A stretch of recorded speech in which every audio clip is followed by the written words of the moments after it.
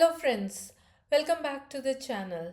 Till last week I shared 5 videos with you which was based on the First Paragraph Project. My original plan was to do only 5 books, but the kind of response I'm receiving and the enjoyment I am finding in doing this project, I decided to continue ahead and bring you the next book, which is called I Know Why the Caged Bird Sings by Maya Angelou. Have you ever read a first sentence that makes you stop not because it is dramatic but because it raises so many questions? I love reading a book that makes me question and also raises my curiosity to know what happened next, what is going to be the next step, how the story is going to move forward. Today, as part of the First Paragraph Project, we are going to look together at the opening of I Know Why the Caged Bird Sings by Maya Angelou. The book was published in 1969 and this was one of the most celebrated memoirs that was ever written. And do you know, this was Maya Angelou's first published book. I got to know while I was researching on this book for my first paragraph project. So let's begin with the reading of the opening line and the first paragraph. When I was 3 and Bailey 4, we had arrived in the musty little town wearing tags on our wrists which instructed to whom it may concern. That we were Marguerite and Bailey Johnson Jr. from Long Beach, California, en route to Stamps, Arkansas, care of Mrs. Annie Henderson. This paragraph is also the opening line of this book. In just one line, author has given us a lot of information about the characters and the scene. Let me show you how to make a powerful opening of a story. So let's talk about the beginning.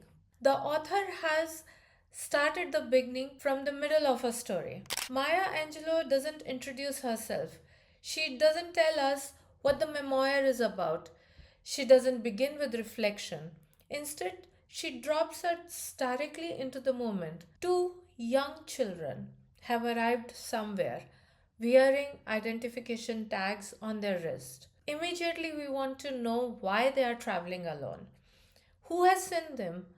Who are their parents? This is one of the strongest way to begin a memoir. Just start with an unanswered question that naturally pulls the reader forward. The second thing that is happening in this paragraph is that every word is creating an atmosphere. Notice she doesn't simply say that they arrived in a small town. She calls it the musty little town. One adjective, musty, does a remarkable amount of work. It gives us a smell, it ignites our sensory organs. There is a feeling, there is a mood.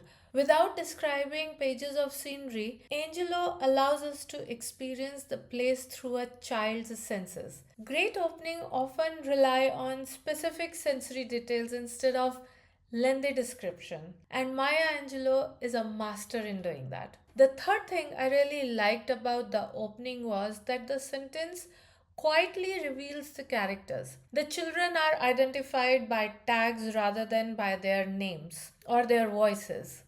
They are almost like parcels that are being shipped. That tiny detail tells us something heartbreaking before we even know the full story. It begins to sense vulnerability. It shows the dependence of those children on adults, and it tells us the absence of adults who should have been protecting them. The emotional weight is hidden beneath the factual description, making it even more powerful.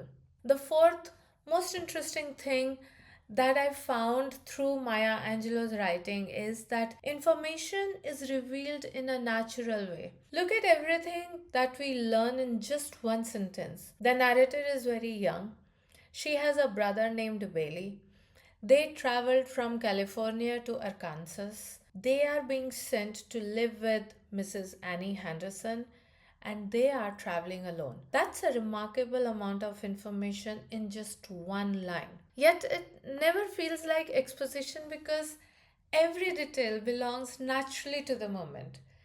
This is an excellent lesson for memoir writers. Instead of explaining your past, let readers discover it through action. The fifth important thing that I learned through this marvelous writing of Maya Angelou's is that opening can create emotional curiosity. The sentence never says that children are frightened. It never says they are abandoned. It never asks us to feel sorry for them. Instead, Angelo trusts readers to reach their emotions themselves. And that's the beauty of her writing. That's also the difference between telling readers what to feel and creating a situation that allows them to feel it. What writers can learn from this opening is that if you are writing a memoir, or I would say even a fiction, this first paragraph offers several valuable lessons. It begins with a moment instead of an explanation. It let the readers ask questions rather than answering everything immediately.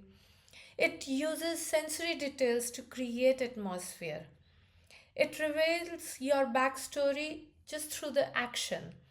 And it trusts the readers to discover the emotions without even spelling them out. That's what makes Maya Angelou's opening unforgettable. It's not loud, it's not shocking.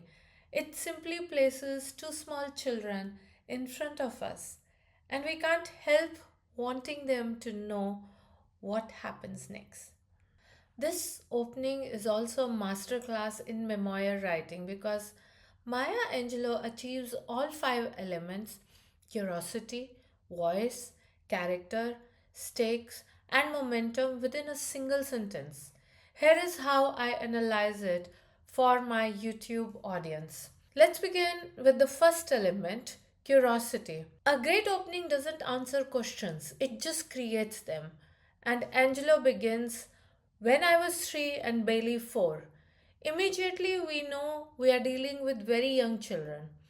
Then she adds something unexpected. They arrived in a town wearing identification tags on their wrist. That single detail changes everything, and readers instantly wonder, why are toddlers traveling alone? Where are their parents? Notice that Angela never asks these questions herself. She trusts the readers to ask themselves, and that's one of the strongest form of curiosity you can create. The lesson hidden in for writers is that give readers information that naturally creates unanswered questions instead of withholding everything. Let's understand how you can use voice to uplift your whole manuscript and your opening paragraph. The first sentence could easily have sounded tragic. Instead, Angelo tells it as a matter of fact. She states the fact with just remarkable calmness. That restraint becomes her voice. Even the phrase, the musty little town, sounds like someone remembering childhood with complete honesty. It's sensory, it is specific, and it is Maya Angelou. There is no attempt to sound poetic, no dramatic language, no self pity, just precise observation. That gives the memoir its authenticity. So, the hidden lesson that I found for writing is that your voice isn't created by fancy words, it is created by how you observe the world. And let's understand how the characters have been used and presented into this memoir and in this first paragraph. We don't know much about the characters, we don't know about Marguerite yet, but we already understand something important.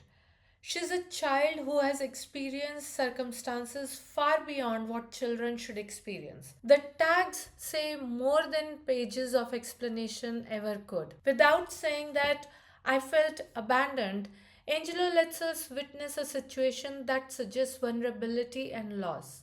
Even Bailey appears not just as a brother but as a companion sharing this uncertain journey. The character isn't introduced through personality traits, they are revealed through circumstances. So, the lesson that I found, you can show your characters facing life instead of just describing who they are. Moving on to the fourth element is the stakes. The stakes in this aren't physical danger, they are emotional. These children are leaving one life behind and entering into another one. At 3 or 4 year olds, they have no control where they are going. They have no choices, no voice. Their future depends entirely on adults. And that creates enormous emotional stakes before the story has probably begun. So the lesson that I found for writers is that stakes doesn't always mean life or death. Emotional vulnerability can be even more compelling. The final element that I want to discuss in this first paragraph project of this video is the momentum. Notice how every part of the sentence moves us forward. First, when I was 3. Then, we had arrived. And then, it tells us wearing tags. Then, California. And then, to Arkansas. And then, finally, care of Mrs. Annie Henderson. Each new detail expands the story. The sentence never pauses to explain, it keeps unfolding like a journey. By the time it ends, we are already moving towards the next paragraph, and that's momentum. Readers don't continue because they learnt everything, they continue because they need the missing pieces. And the hidden lesson in this for us writers is that every sentence should either answer one question or create another. Great openings usually do both. As a final wrap up, what makes this opening extraordinary isn't the dramatic language or a shocking event. It's the precision with which Maya Angelou balances information and mystery. In a single sentence, she introduces vulnerable characters, she establishes an unforgettable voice, she raises profound emotional stakes, and creates enough momentum that readers have no choice but to keep turning the page. For memoir writers, this is a powerful reminder. You don't need to explain your life in the first paragraph. You only need to make readers care enough to follow you into it. If you're enjoying the first paragraph project journey with me, subscribe to the channel. Every week, I explore another remarkable opening to discover what great writers can teach us about capturing readers from the first sentence. I will see you in the next video. But before you go, I will reveal the next book that I am going to bring in my first paragraph project is In Every Mirror She's Black by Lola Ekenmed Ockerstrom. I will see you in my next video next week. Thanks for watching me. This is Vandana Sehgal, your author and book writing coach, signing off.